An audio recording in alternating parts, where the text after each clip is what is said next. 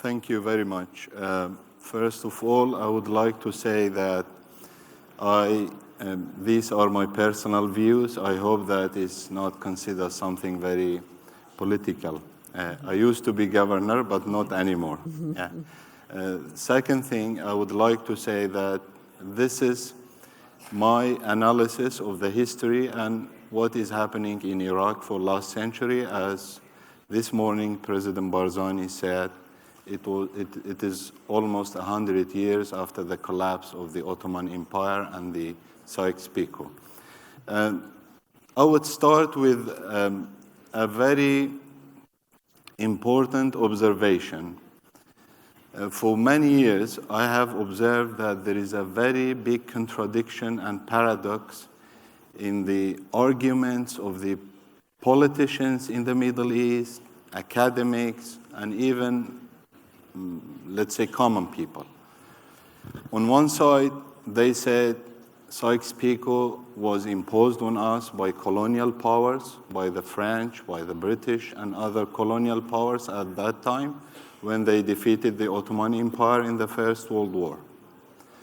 On the other side, their practices will show that they see these borders are very sacred, very holy, and they are ready to do everything to keep these borders just like Sykes-Picot. So this is a very big paradox and contradiction in the speech of our politicians. Even this morning, our beloved Prime Minister, Dawood Olo, also said the same thing. If they are not sacred, if they are being imposed by non-Muslims, by colonial powers, okay, let's change it. Let's go back to the people, and they should decide for themselves.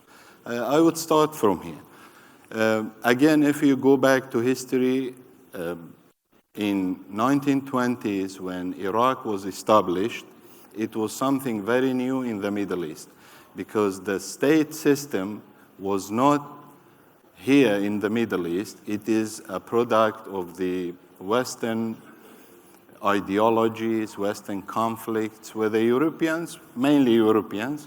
So they brought here and they wanted to implement in the Middle East. This is a reality because borders are clear evidence on that. But they did not think about the culture of the people, ethnicities, religious backgrounds, sects, and other things. So they just said, okay, we will start the state building process just like this by building institutions. But I think if you look at the history of Iraq, the monarchical period, which is 37 years old, they have failed to build a nation and a state with very clear evidence of the sayings of the monarch at that time. If you read a very famous history book of Iraq, when he says that we don't have a country, we have groups of people from different religious backgrounds and from different ethnicities, and mainly, or most of them are ignorance. This is what he say in the Arabic book of Abdurrazzaq al-Hassani, which is very famous. This is what he said. So again, it was not very functioning state. The Kurds tried to be part of that state, and again, this is something we should say for those who accuse us being separators, dividing Iraq, we don't like Iraq. The Kurds they have participated in building Iraq from the very beginning, but it was not functioning. Then the Republican era or period came from 1958 to 2003, including Saddam Hussein. It was really horrible for all Iraq, and especially for the Kurds. We have suffered a lot. And again, state building process, I would say, failed. Maybe not 100%, but it was a failed process in Iraq. So let's come to the very recent history, which is 2003. 2003, the Kurds went to Baghdad with their own will, And this is very obvious if you read the preamble of the history, preamble of the Constitution. It shows that and says that this is a free union of the Iraqi people, including the Kurds. So we went to Baghdad. I mean, we, the Kurdish leadership, not me, of course. The Kurdish leadership went to Baghdad to build a new state. And that state was based on some of political agreements at that time, and many of our politicians and leaders are here. They know better than me, but this is what we know. They have agreed on many things, including some principles. The first and the most important one was federalism, which is a model of power sharing in Iraq.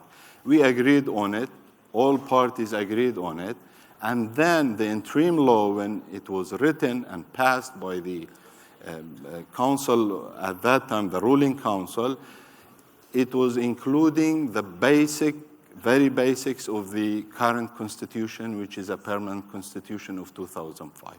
But very unfortunately, again, the very principles of that constitution, which has been mentioned many times by our leadership, especially President Barzani, the issue of consensus democracy, or anything is done by Iraq should be with consensus with all parties. The second is balance, and the third one is, let's say, sharaka, or sharing powers or sharing decisions.